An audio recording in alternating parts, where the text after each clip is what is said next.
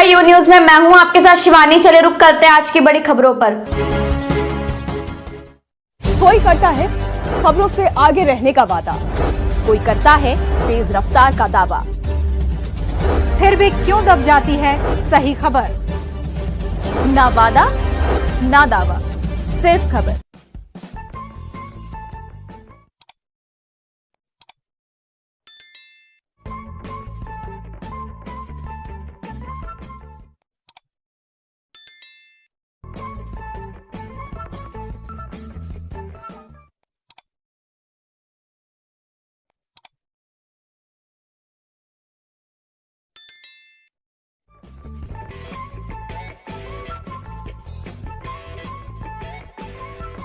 You news live India Bihar से खबरें लेकर रिद्धि कुमारी आपके मोबाइल पर। आशीर्वाद यात्रा को लेकर लोजपा के महासचिव सह प्रवक्ता की प्रेस वार्ता। अधिवक्ता सुधीर ओझा क्या कहा। बिहार मुजफ्फरपुर लोजपा के महासचिव सह प्रवक्ता अधिवक्ता सुधीर ओझा अपने कार्यालय में प्रेस वार्ता करते हुए बताया कि चिराग पासवान किस तरह का आशीर्वाद यात्रा कैसा आशीर्वाद मुजफ्फरपुर में फ्लॉप कहा।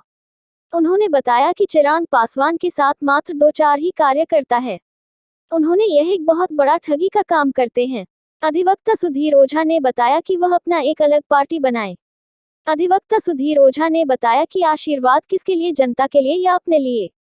वही सर्किट हाउस में प्रेस वार्ता करते हुए चिराग पासवान ने बताया कि जब मेरे अपने ही खंजर घोपा तो दूसरे को मैं क्या बोलेंगे।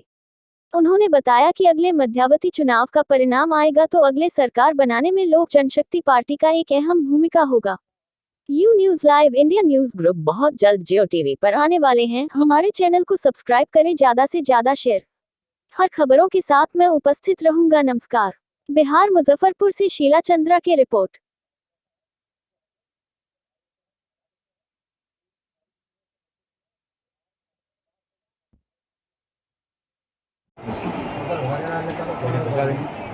दूध हमरे रहेगा, आप बनाइएगा लेकिन दूध हमर रहेगा।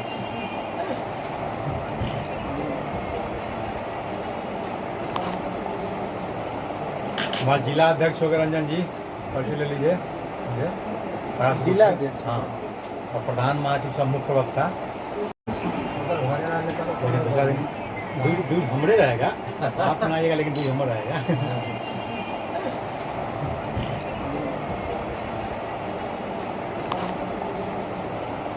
हमारे जिला अध्यक्ष होकर रंजन जी पर्ची ले लीजिए। जिला अध्यक्ष, हाँ, और प्रधान महासचिव सब मुख्य प्रवक्ता। भट्टी टूटती पहले तो भैया किस तरीके से आप काम करवा रहे हैं। और गुणवत्ता की जहाँ तक बात है, आज प्रदेश जिस तरीके से बाढ़ से प्रभावित है, आज जब मैं यहाँ मुजफ्फरपुर में भी हूँ, जिस तरीके से बड़े इलाके बाढ़ से प्रभावित हैं, ये कोई ब्रेकिंग न्यूज़ तो नहीं है ना भाई। हर साल बाढ़ आती है हमारे प्रदेश में। कल मुख्यमंत्री बड़े खुश होकर बोल रहे थे कि नहीं अभी तो परिस्थिति और ज़्यादा भयावह होगी। तो भैया जब आपको इतनी भविष्यवाणी की जानकारी है कि और भयावह होगी, तो 15 साल से आप कर क्या रहे हैं। 15 साल से बिहार में बाढ़ आती है और मुख्यमंत्री हवाई सर्वेक्षण करते रहते हैं। अगले साल फिर लिख लीजिए, हेलीकॉप्टर इस समय के लिए बुक होगा हवाई दौरा करने के लिए। भाई कितना हवाई दौरा कीजिएगा। तटबंध बनते हैं हर साल। ये भ्रष्टाचार की अगली मैं आपको बड़ा खुलासा वो बता रहा हूँ। हर साल तटबंध बनते हैं, राज्य सरकार से पैसा वहाँ पे जाता है। भाई ऐसे कैसे तटबंध आप बनाते हैं कि अगली बरसात से पहले ही वो टूट जाते हैं। नतीजन कटाव होता है, पानी गांव में घुसता है, घरों में जाता है। तो अगर आप इन सब चीज़ों की जांच नहीं कराएंगे, मुख्यमंत्री की नाक के नीचे चीज़ें होती हैं, तो या तो हम लोग माने कि मुख्यमंत्री का संरक्षण प्राप्त है इन तमाम जितने भी लोग भ्रष्टाचार में लिप्त हैं, और संरक्षण नहीं प्राप्त होता तो भैया इतने बड़े बड़े कांड हमारे प्रदेश में होते कैसे हैं। अपराधी खुलेआम घूमते हैं, शराबबंदी कानून पे ये भुनाते नहीं थकते, बोलते नहीं थकते। किसको नहीं मालूम कि भैया खुलेआम शराब मिलती है, किसको नहीं मालूम है। सिर्फ मुख्यमंत्री नीतीश कुमार जी को छोड़कर, क्योंकि वो एक ऐसे हवा महल में बैठे हुए हैं, उससे बाहर निकलते नहीं हैं। वहाँ पर उनको सुनाई दिखाई नहीं देता, वहाँ पर वो वही देखते सुनते हैं जो उनके अधिकारी उनके आसपास दिखाते हैं। तो वो दिखाते हैं कि भैया सब बहुत अच्छा चल रहा है। मुख्यमंत्री जी, बिहार में शराबबंदी पूरी तरीके से लागू है, तो जो लोग जहरीली शराब से मर रहे हैं वो कहाँ से आ रही है शराब। जो तस्करी हो रही है शराब की वो कैसे हो रही है। शासन प्रशासन का संरक्षण है या डायरेक्ट मुख्यमंत्री नीतीश कुमार जी का संरक्षण है, ये तमाम विषयों की जांच होनी चाहिए। इसीलिए साथियों, आज इस आशीर्वाद यात्रा में आप सबके माध्यम से, जहां एक तरफ मैं मुजफ्फरपुर की जनता को मैं धन्यवाद दूंगा इतने सारे प्यार के लिए और इतने बड़ी तादाद में, और ख़ास तौर पर युवा और महिलाओं का मैं धन्यवाद करूंगा। जिस उम्मीद के साथ युवा मेरे साथ जुड़ रहे हैं और जिस उम्मीद के साथ महिलाएं अपना आशीर्वाद दे रही हैं, बुजुर्ग अपना आशीर्वाद दे रहे हैं, ये मेरा विश्वास बढ़ाता है। और मैं दावे के साथ कहता हूं कि आने वाले समय में लोक जनशक्ति पार्टी एक बड़ी ताकत के साथ उभर कर आएगी और जो मध्यावधि चुनाव होंगे उसके बाद जो परिणाम आएंगे, अगली सरकार बनने में लोक जनशक्ति पार्टी की एक अहम भूमिका होगी। अब इसके बाद आप लोग के कोई सवाल हो? इस प्रेस वार्ता में आने के लिए आपका धन्यवाद। इस प्रेस वार्ता में आने के लिए आप सबका बहुत बहुत धन्यवाद। आप सब जानते हैं कि मेरे नेता, मेरे आदर्श आदरणीय रामविलास पासवान जी के जयंती दिवस के दिन से हम लोगों ने आशीर्वाद यात्रा की, हम लोगों ने शुरुआत की। और ये आशीर्वाद यात्रा को बिहार के हर एक ज़िले से होते हुए गुजरना है। शुरुआत हम लोगों ने हाजीपुर से की और उसके बाद कई ज़िलों से, लगभग 14-15 ज़िलों से होती हुई ये यात्रा आज मुजफ्फरपुर पहुंची है। पर इस क्रम में एक चीज़ जो निरंतरता में बनी रही है, वो मिल रहा अपार जन समर्थन। भले हम लोग बेगूसराय में हो, समस्तीपुर में हो, खगड़िया में हो, पूर्णिया में हो, नवादा में हो, नालंदा में हो, कटिहार में हो, बेतिया में हो, मोतिहारी में हो, जमुई में हो, शेखपुरा में हो, जहाँ से गया में हो, जहाँ से भी ये यात्रा गुजरी है। और आप लोग टोकिएगा मुझे अगर मैं किसी भारी शब्दों का इस्तेमाल करूं, क्योंकि आप सबके कैमरे साक्षी हैं। जो एक जन सैलाब इस यात्रा को मिल रहा है वो अभूतपूर्व है। इससे पहले मैंने किसी भी और नेता के या किसी भी और उसमें इस तरीके से एक जन सैलाब को, इस तरीके से लोगों के हुजूम को मैंने नहीं देखा। और यकीनन ये जन सैलाब मुझे इस बात का विश्वास मेरा बढ़ाता है कि जिस संकल्प को मेरे नेता, मेरे आदर्श आदरणीय रामविलास पासवान जी मुझे सौंप कर गए थे, बिहार फर्स्ट बिहारी फर्स्ट के संकल्प को, मेरा विश्वास है कि आने वाले दिनों में उस संकल्प को बिहारियों के इस आशीर्वाद से हम लोग धरातल पर उतार पाएंगे। 12 करोड़ बिहार वासियों का आशीर्वाद लेने में निकला हूँ। ये यात्रा हम लोग को पहले भी करनी थी। जिस तरीके से पिछले विधानसभा के चुनाव में लगभग 6% का समर्थन हम लोग को विधानसभा के चुनाव में मिला था, वो भी तब जब हम लोग 100+ सीटों पर हम लोगों ने चुनाव लड़ा ही नहीं था। अगर हम लोग पूरी की पूरी 243 सीटों पर अगर लोक जनशक्ति पार्टी चुनाव लड़ती तो ये 6% का मत 12 से 14% का होता, और आज 15% वाले बिहार में मुख्यमंत्री बने हुए हैं। इसीलिए जिस तरीके से इस यात्रा में हम लोग को समर्थन मिल रहा है, एक बात मैं पूरे दावे के साथ कह सकता हूं कि आगामी मध्यावधि चुनाव में, मैं इस बात पे मैं थोड़ा सा जोर डालकर बोलूँगा, आगामी मध्यावधि चुनाव में, क्योंकि मैं मान के चल रहा हूँ कि लोकसभा से पहले बिहार में मध्यावधि चुनाव होंगे। जिस तरीके से मौजूदा सरकार के सहयोगियों के ही बीच में एक टकरार देखने को मिल रही है और जिस तरीके से बिहार वासी पूरी तरीके से आक्रोशित है, भैया एक बात तो स्पष्ट है ना कि मौजूदा मुख्यमंत्री नीतीश कुमार जी को बिहारियों ने मुख्यमंत्री बनने का उन्होंने जनादेश नहीं दिया था। अगर जनादेश दिया होता तो आज ये तीसरे नंबर की पार्टी नहीं होती। अगर जनादेश दिया होता तो 50% से कम इनके विधायक नहीं हो गए होते। तो ये बात स्पष्ट है कि मौजूदा मुख्यमंत्री नीतीश कुमार जी को मुख्यमंत्री बनने का जनादेश 2020 नवंबर में जो चुनाव हुए थे, जो परिणाम आए थे, उसमें कम से कम इनको मुख्यमंत्री बनने का जनादेश नहीं था। पर उसके बावजूद परिस्थिति वर्ष बोले या किसी के आशीर्वाद प्राप्त की वजह से बोले, कारण जो भी हो, आज की तारीख में जब ये पुनः मुख्यमंत्री बने हुए हैं तो जनता में आक्रोश है, नफरत करती है जनता इनकी नीतियों से।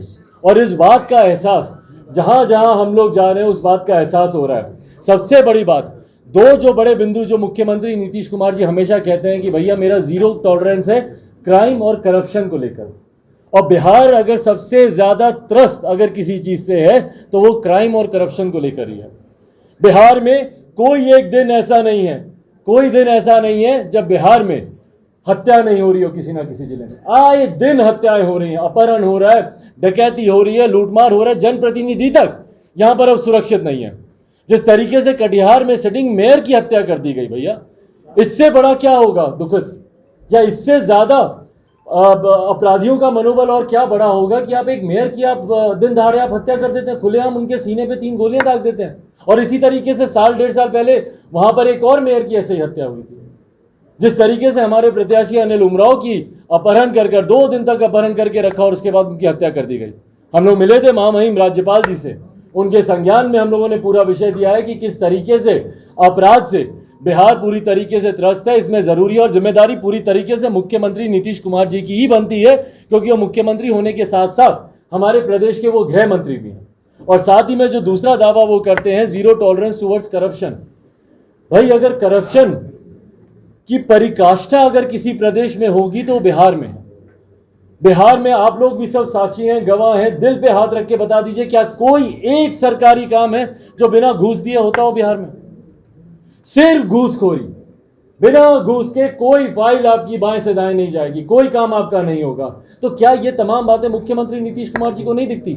झूठे दावे उनसे करा लीजिए, झूठे वादे उनसे करवा लीजिए। सात निश्चय भ्रष्टाचार की बिहार के इतिहास में आने वाले समय में जब जांच होगी तो ये दावे के साथ मैं कहता हूं बिहार के इतिहास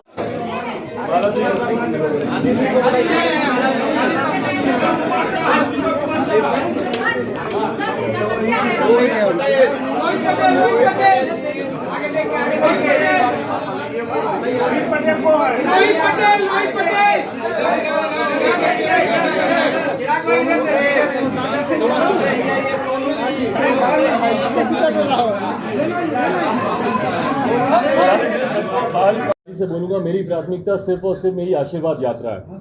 और ये एक जनरल प्रैक्टिस भी रहता है कि गठबंधन का स्वरूप चुनाव से ठीक पहले ही तय होता है।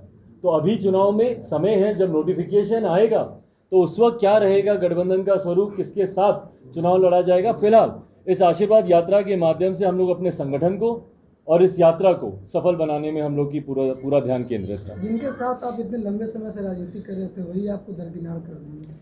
भाई बहुत छोटी बात आपने पूछी। जिनके सामने मैं पला बड़ा हूँ, जिनकी गोद में मैं खेला हूँ, उन्होंने ही मेरे साथ धोखा कर दिया, तो ये तो फिर भी बहुत दूर के हैं।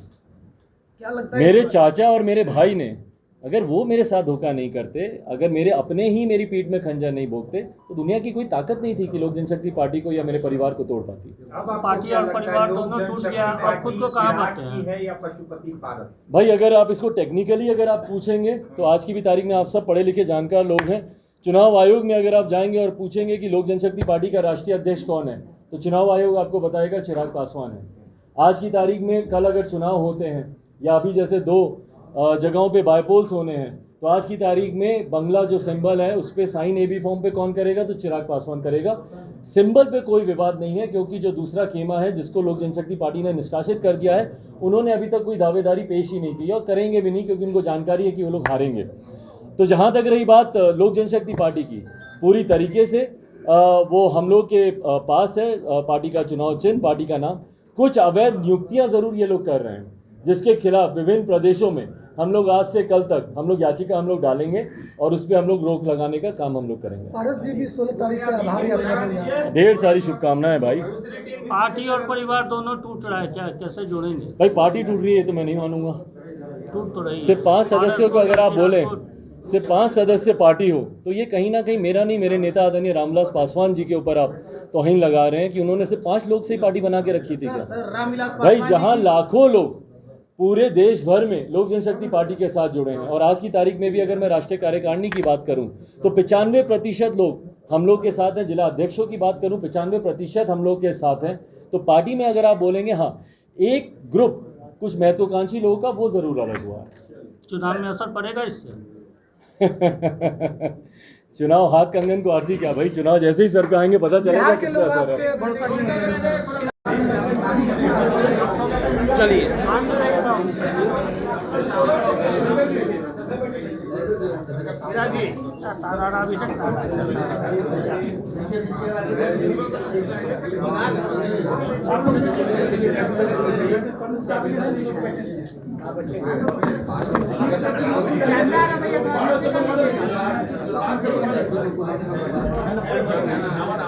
पीछे बैठ जाए, मैं सब कुछ पीछे थोड़ा आगे आगे कर लीजिए।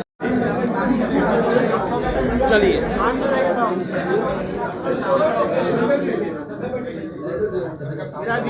तारा भी सकता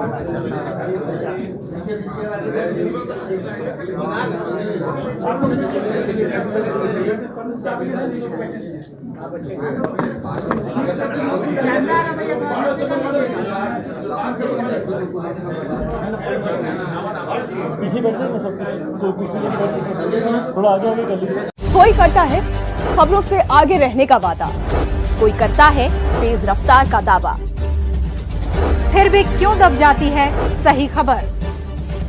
ना वादा ना दावा, सिर्फ खबर। मेरे साथ बस इतना ही। बाकी की तमाम खबरों के लिए देखते रहिए यू न्यूज।